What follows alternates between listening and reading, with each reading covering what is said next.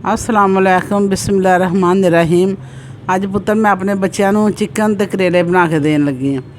इस वास्ते कि 3 पा चिकन वा ते आधा किलो करेले।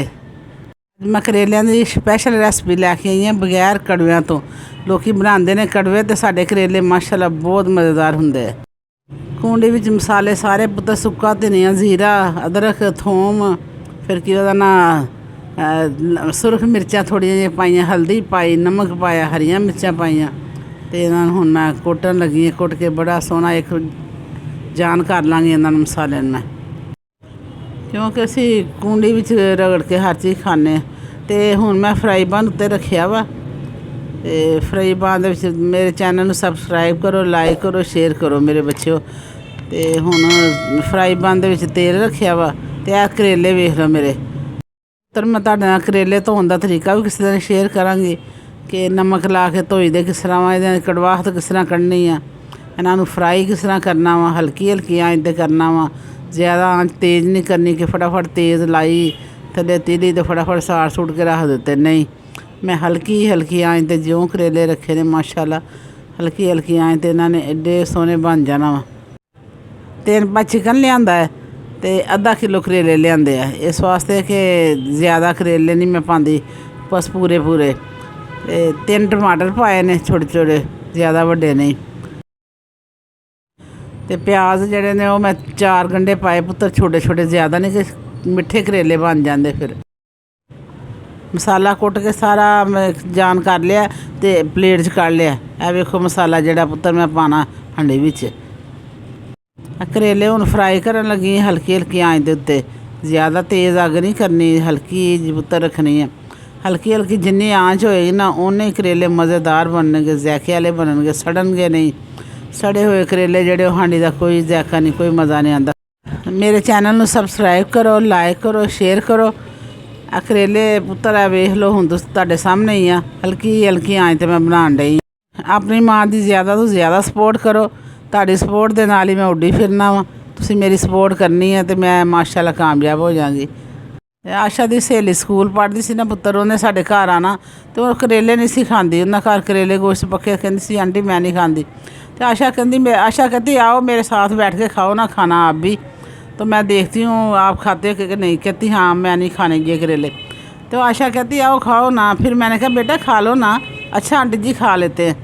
तो जब उसने मेरे घर के करेले खाए गोश्त करेले तो कहती वाह आंटी जान ये तो कमाल की बात है इतने मज़ेदार बनाती है आंटी करेले गोश्त।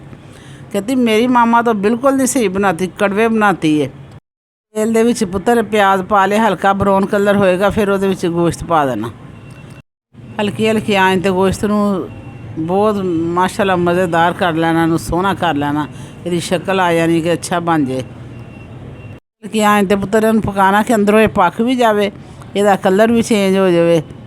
फिर ਇਹਦੇ ਵਿੱਚ मैं पान लगी हूँ टमाटर पावांगी ਇਹਦੇ ਵਿੱਚ टमाटर पुत्तर मैं ਇਹਦੇ ਵਿੱਚ पा लिया हूँ हल्की हल्की आंच ते पकणगे हल्की हल्की आंच दे तुसीं रखना इस वास्ते उत्ते ढक्कन देना फिर थोड़ी देर तक ये पक जाएंगे अंदरों पक जान टमाटर भी गल जान सारा मसाला एक जान हो जाए। मैं उत्ते ढक्कन देन लगी हाँ थोड़ी देर बाद फिर मैं इन्होंने कढ़ांगी बाहर।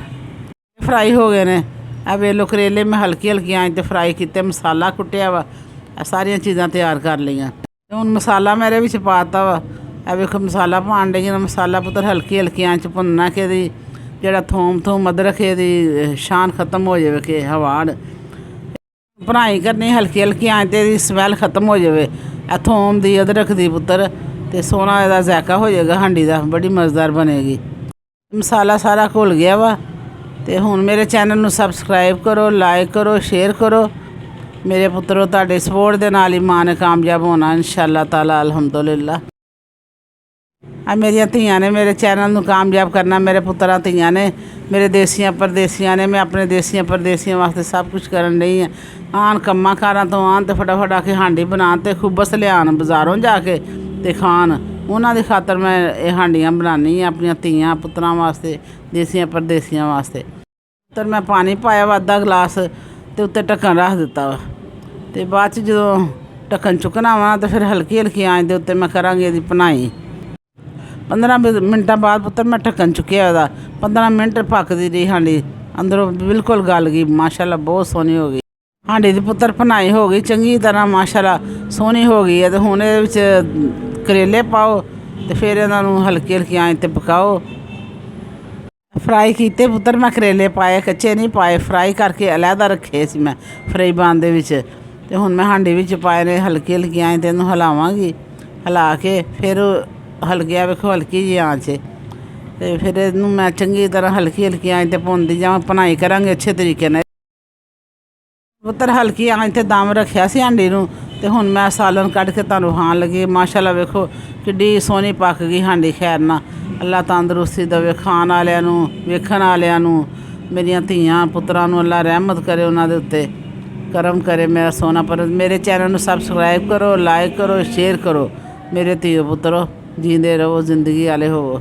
ਚਿਕਨ ਕਰੇਲੇ ਤਿਆਰ ਹੈ ਤੇ ਪੁੱਤਰ ਮਾਂ ਨੂੰ ਦੁਆਵਾਂ 'ਚ ਯਾਦ ਰੱਖਣਾ, ਮਾਂ ਵੀ ਤੁਹਾਨੂੰ ਯਾਦ ਰੱਖਦੇ। ਮਿਲਦੇ ਹੁਣ ਅਗਲੀ ਵੀਡੀਓ ਦੇ ਨਾਲ। ਅੱਲਾ ਹਾਫਿਜ਼।